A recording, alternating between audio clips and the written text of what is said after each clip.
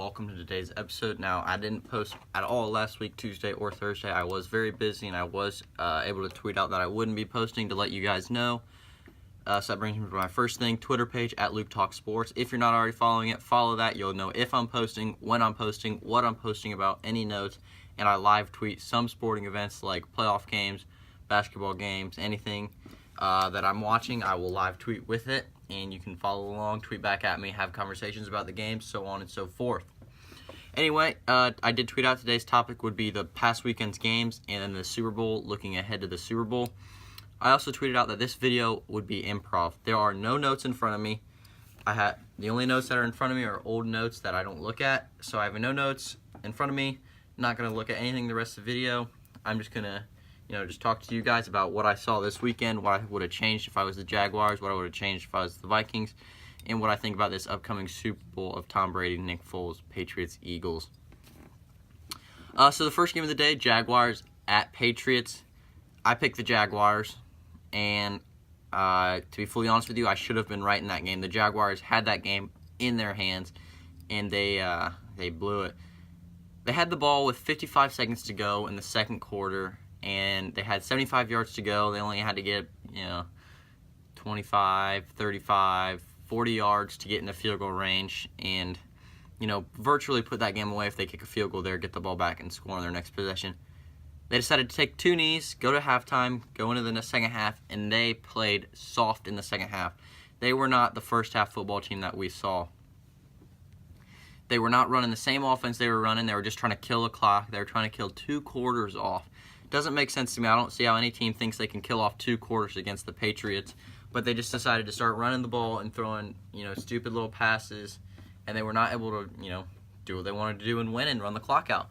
What I would have changed if I was Jacksonville's offense, I would have kept it as the first half offense where you would hand the ball off to Fournette, or you throw a little slip screen to your halfback, or you throw a little slip screen to Fournette, and then sometimes you throw a little deep out route, a safe throw.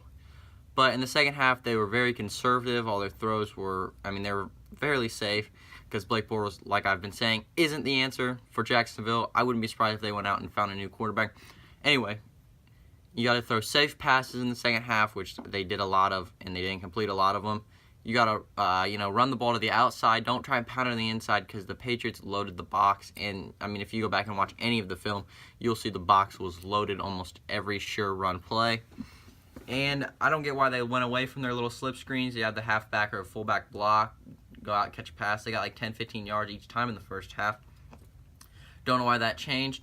Defensively for the Jags, they went from a man to a zone, which the Patriots just demolished their zone. They were not able to do much against the man coverage, and then the Jags went to a zone. They went soft. They didn't rush as hard. They didn't get as many sacks, and the Patriots' offense was able to, thrive in that second half. Now, granted, you were playing against Tom Brady, one of the greatest quarterbacks to ever live. Love him or hate him, he's one of the best to ever play, if not the best. We can talk about that in a different video. But when he's on offense, you got to do a lot to stop him on defense. And they did that in the first half. And, football's tiring. Football is a tiring game. As you watch, you'll see the defensive line, their rushers. They'll go down. They'll be on their hands will be on their knees, and they'll be huffing and puffing. The offense is going hurry up. And it's tough to do from what I've seen. So I can understand them getting tired. But you got to power through that, and you got to finish that game out, because if they would have finished that game out as strong as they started, they would be playing in the Super Bowl right now, and we'd be talking about Blake Bortles being a potential Super Bowl champ instead of Tom Brady getting his 6th ring. The next game, the Vikings play the Eagles, and it was not much of a game. In the beginning, it looked like it'd be a fun game, high-scoring NFC affair like most, except when the Eagles played the Falcons, and they didn't score hardly any points. But that's besides the point. We thought it could be high scoring, because the Vikings went down through a touchdown pass, Kyle Rudolph, and little did they know that would be all they would get, because then Case Keenum would go and throw a pick 6, and then the Eagles' defense would thrive the rest of that game. Nick Foles, 300-plus yards, 3 touchdowns. Very impressive for Nick Foles to step up in such a big game. Now, it was at home, but we're not going to credit that too much. But Nick Foles, He deserves all the credit for that game, especially the defense. Nick Foles' defense get all the credit in that game. And there's really not much to talk about because it wasn't that close of a game. It's not like the Vikings could have done much in the second half except score. And the Eagles couldn't have done much better than what they did was keep pounding it, which is what the Jaguars should have done, was just keep pounding the ball and, keep pounding it on defense. But Jaguars didn't do that. Eagles did. And look who's in the Super Bowl. So, speaking of Super Bowl, we got, in 2 Sundays, we got the Patriots are playing the Eagles. Patriots are the home team. They're wearing the white jersey. Now you probably wonder, why does that matter? In the Bill Belichick era, the Patriots are 3-0 in white Super Bowl uniforms. And 12 of the past 13 Super Bowl champions have worn white. Now, I don't know if you guys know this. I may have said it, I may have not. I'm a big what-if guy, and I'm a big, stats guy, and this happens. Whenever this happens, Like, for example, whenever Alabama's won a title the past 7 or 8 years, LeBron James has won a title. When they lose, LeBron James loses in the finals.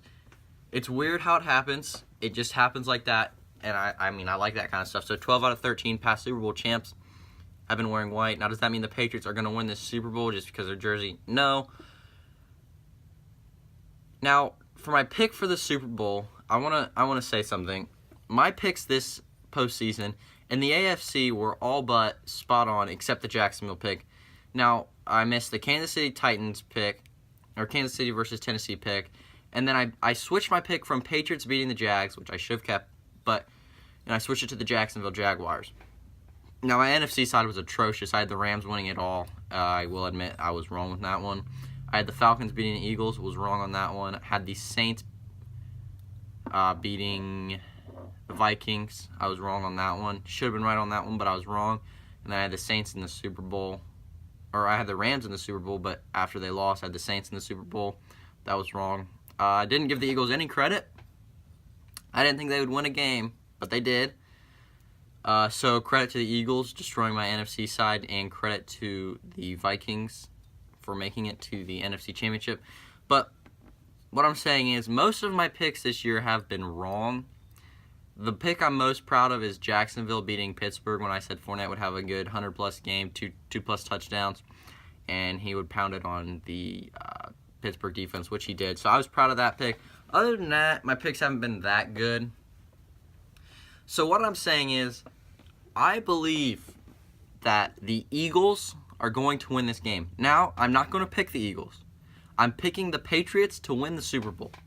Flat out, I'm picking the Patriots for the reason that, like I said, conspiracy and this and that, I have missed a lot of my recent picks, so I'm picking the Patriots to win the Super Bowl just because I believe the Eagles will win it. So I'm picking the Patriots, hoping to be wrong because I think the Eagles will win it. Now you're probably thinking, well, why don't you just pick the Eagles? Because, well, if I pick the Eagles, they'll probably end up losing. That's just me. That's what I like to think about.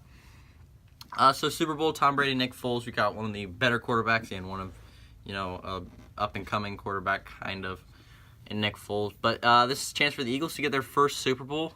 Like I said, I think they can do it. I think their defense is going to be key. Nick Foles can have another 300-plus, 3-touchdown game. That'll be key. Zach Ertz, tight end battle will be clutch. Zach Ertz and Rob Gronkowski. I think Ertz can win that battle. Eagles run game, better than the Patriots run game. I like that. Quarterback, I like Brady.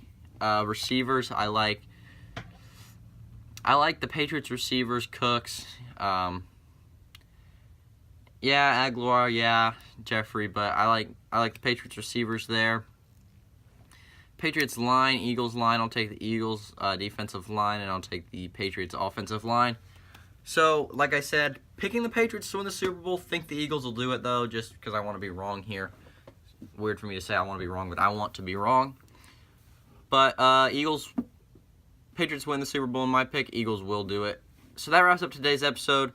We will be back Thursday, and I'm going to get back on a regular video schedule, unlike last week when I missed 2 videos. Again, I apologize for that, but I'm going to leave you with, follow the Twitter page if you're not already, at Luke Talk Sports on Twitter. Live updates on everything, but we will see you Thursday.